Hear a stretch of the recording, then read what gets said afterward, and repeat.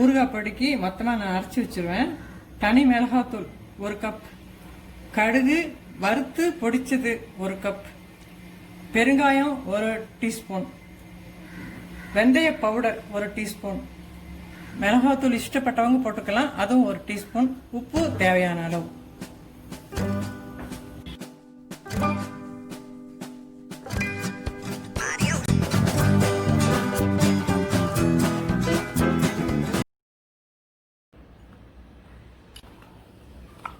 நெல்லிக்காய் ஊறுகாய் போட போறேன்.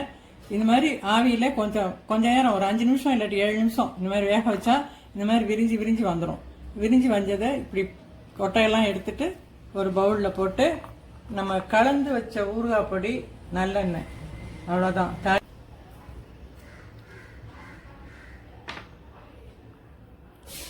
அழகா இப்படி வந்துருக்கு பாருங்க எப்படி இருக்குன்னு. இது அப்படியே ஊறுகாய்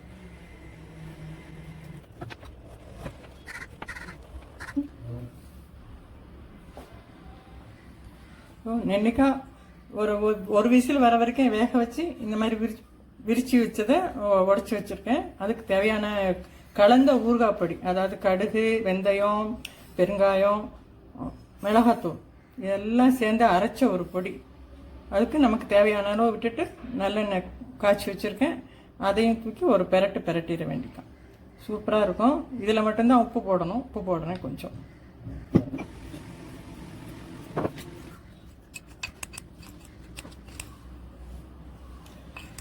காரம் தேவையானவங்க இன்னும் கொஞ்சம் கூட அவங்கவுங்க தனியாக மிளகாத்தூள் போட்டுக்கலாம்.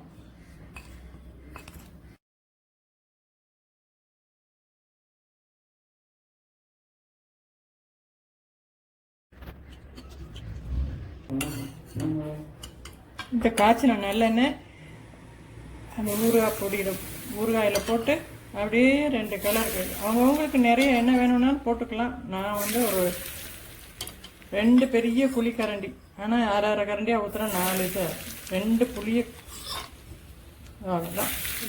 ஊறுகாய் ரெடி. கொஞ்ச நேரம் ஊற வச்சு சாப்பிட்டு பாருங்க, சூப்பராக இருக்கும். நெல்லிக்காய் ஊறுகாய் எண்ணெய் போதும். இந்த கரண்டியை வச்சு 2 கரண்டி, பெரிய கரண்டி நல்லெண்ணெய் கொஞ்சம் காய்ச்சி ஊற்றிருக்கேன்.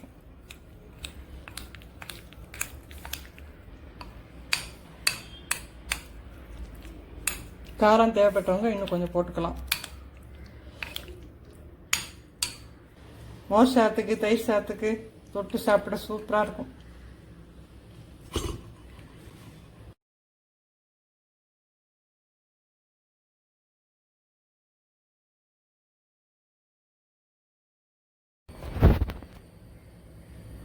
உப்பு போட்டு ஊற வச்ச எலுமிச்சங்காய், இது 1 மாசம் ஆச்சு ஊற வச்சு இருக்கு. இதுல தேவையான ஊறுகாய் பொடியை போட்டு நல்லெண்ணெயை காய்ச்சி ஊற்றி ஒரு கண்டிட வேண்டிதான்.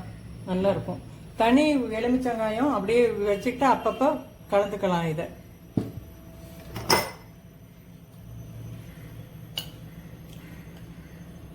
ஒரு 25 எலுமிச்சங்காய் இருக்கும். அதில் கொஞ்சம் எடுத்து வச்சுட்டு ஊறுகாய் பொடி போட்டு கலக்கிறேன். அதே ஊறுகாய் பொடி தான். கடுகு, வெந்தயம், பெருங்காயம், மிளகாத்தூள், மஞ்சத்தூள், உப்பு இதில் போட்டதுனால இதில் உப்பு போட மாட்டேன். எண்ணெய் மட்டும் காய்ச்சி ஊற்றி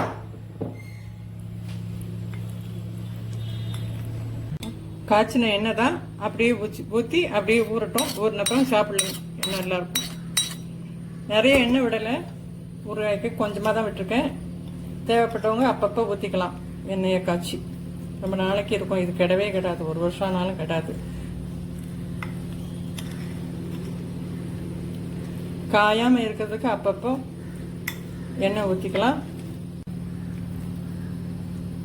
நான் நிறைய எண்ணெய் விடலை, கம்மியாக தான் விட்டுருக்கேன்.